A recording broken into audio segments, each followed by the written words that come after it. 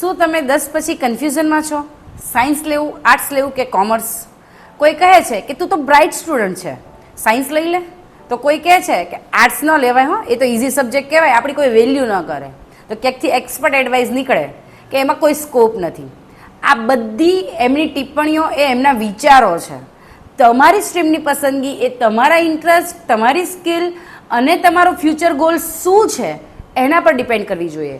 અને એટલે જ આજના આ વિડીયોમાં આપણે રાઇટ સ્ટ્રીમ સિલેક્ટ કરવા માટે તમારી સ્કિલ અને ઇન્ટરેસ્ટ કેવી રીતે ઓળખવા એના કેટલાક પોઈન્ટ પર ચર્ચા કરીશું. So let's begin. First, understand why choosing a right stream is important. વિચાર્યા વગર જો કોઈ નિર્ણય લેશો બાદ મેં દેખા જાયગા કહીને, તો પાછળથી પછતાવવું પડશે. કેમ કે અત્યારે જે સ્ટ્રીમ પસંદ કરશો એના આધારે તમારી આગળની સ્ટડી એન્ડ કરિયર ડિસાઇડ થશે.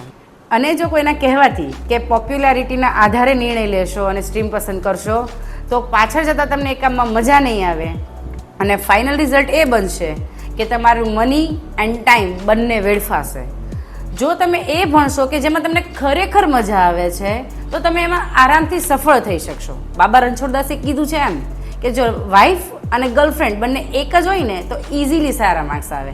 એમ તમારે પણ તમારો રસનો વિષય અને સ્ટ્રીમ બંને એક જ હશે તો જ સક્સેસફુલ કરિયર બનશે. Second, self reflection.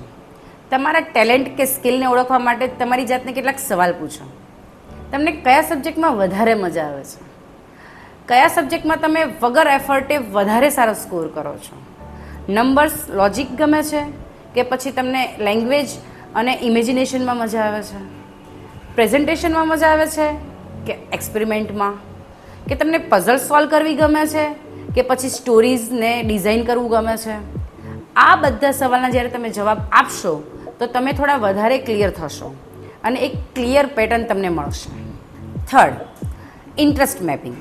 Interest mapping એટલે તમારી હોબીઝને કરિયર ડાયરેક્શન સાથે લિંક કરો. અને એના માટે હવે આપણે એક એક્સરસાઇઝ કરીશું. એક નોટબુક લો, એના પેજને 2 ભાગમાં ડિવાઈડ કરો. લેફ્ટ સાઈડ પર લખો શું ગમે છે, રાઈટ સાઈડ પર હેડિંગ આપો રિલેટેડ સ્ટ્રીમ. બુક્સ વગેરે વાંચવું ગમે છે તો હ્યુમેનિટીઝ કે આર્ટ્સ? ગેજેટ સાથે રમવું ગમે છે, એપ બનાવવા ગમે છે કે કોડ લખવા ગમે છે તો science or computer stream is calling you? કે પછી તમને પઝલ સોલ્વ કરવી ગમે છે કે મેથ્સ ગમે છે તો કોમર્સ, એનાલિટિક્સ કે finance is perfect match for you? કે પછી તમને મ્યુઝિક ગમે છે, ડ્રોઈંગ કરવી ગમે છે કે વાર્તાઓ લખવી ગમે છે તો આર્ટ્સ, ડિઝાઇન, મીડિયા આ બધી ફિલ્ડ તમારા માટે જ છે.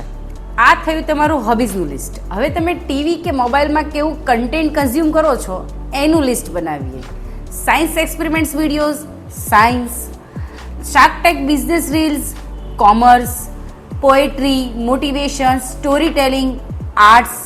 ન્યૂઝ, પોલિટિકલ ઇશ્યુઝ કે પછી ડિબેટ્સ તો લો અથવા તો હ્યુમેનિટીઝ તમારા માટે છે. ધેન રિયલ લાઈફ એક્ટિવિટીઝથી પણ તમે મેપિંગ કરી શકો છો. જો તમે સંવેદનશીલ છો, લોકોને સમજી શકો છો તો સાયકોલોજી, કાઉન્સેલિંગ કે સોશિયલ વર્ક તમારા માટે ફિટ છે. જો તમે નવા નવા આઈડિયાઝથી ભરપૂર છો, તમને ક્રિએટિવિટી ગમે છે તો બ્રાન્ડિંગ, એડવર્ટાઇઝિંગ કે પછી ડિઝાઇનિંગ એ તમારા માટે એક સારું ફ્યુચર છે.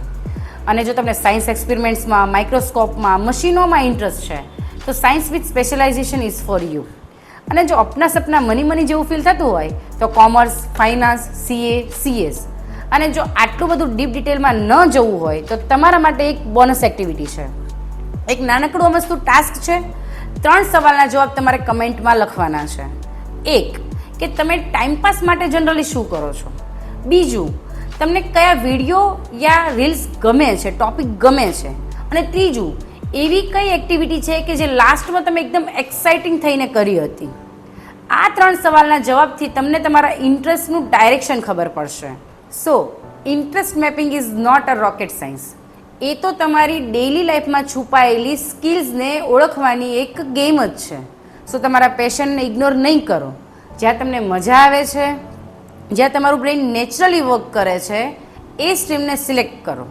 અને હવે નેક્સ્ટ વિડીયોમાં આપણે જોઈશું કે તમારી સ્ટ્રેન્થ અને એપ્ટિટ્યૂડ ટેસ્ટ કઈ રીતે ઇમ્પોર્ટન્ટ છે તમારી સ્ટ્રીમ સિલેક્ટ કરવા માટે.